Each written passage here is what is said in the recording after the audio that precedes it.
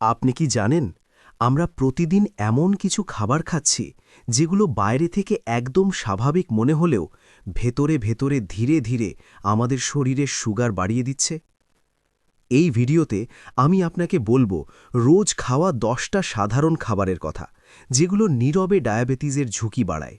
আপনি যদি ডায়াবেটিস রোগী হন অথবা ভবিষ্যতে হতে না চান তাহলে ভিডিওটা শেষ পর্যন্ত দেখুন।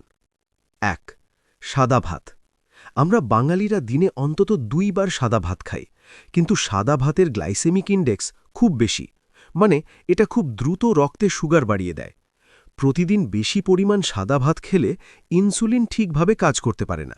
সমাধান হিসেবে লাল চাল বা ব্রাউন রাইস খাওয়া ভালো, আর ভাতের পরিমাণ একটু কমানো, এটাই সবচেয়ে নিরাপদ।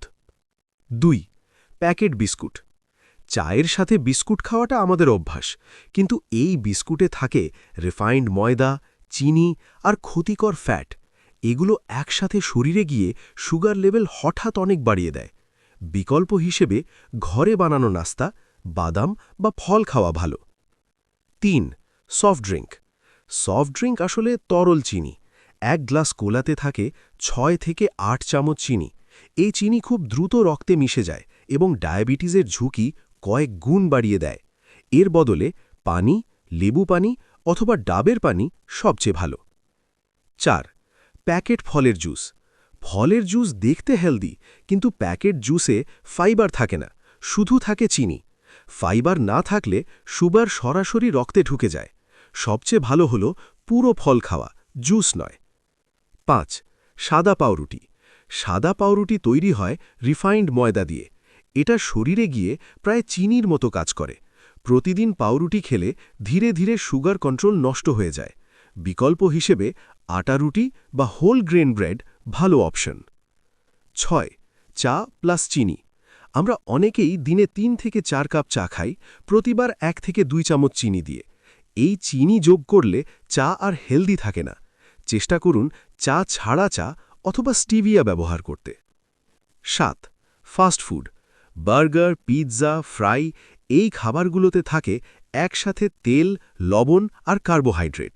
এই কম্বিনেশন ইনসুলিন রেজিস্ট্যান্স বাড়ায়, মানে শরীর সুগার ঠিকভাবে ব্যবহার করতে পারে না। ৮. ভাজা পোড়া। ভাজা খাবার শরীরে গিয়ে ইনফ্লেমেশন বাড়ায়, আর ইনফ্লেমেশন মানেই ডায়াবেটিসের ঝুঁকি। সেদ্ধ, গ্রিল অথবা হালকা রান্না সবচেয়ে ভালো অপশন। ৯. মিষ্টি দই। দই ভালো, কিন্তু মিষ্টি দই নয়। মিষ্টি দইতে থাকে অতিরিক্ত চিনি। নাম হেলদি, কিন্তু কাজ ঠিক উল্টো। ১০. রাতে ভারী ভাত।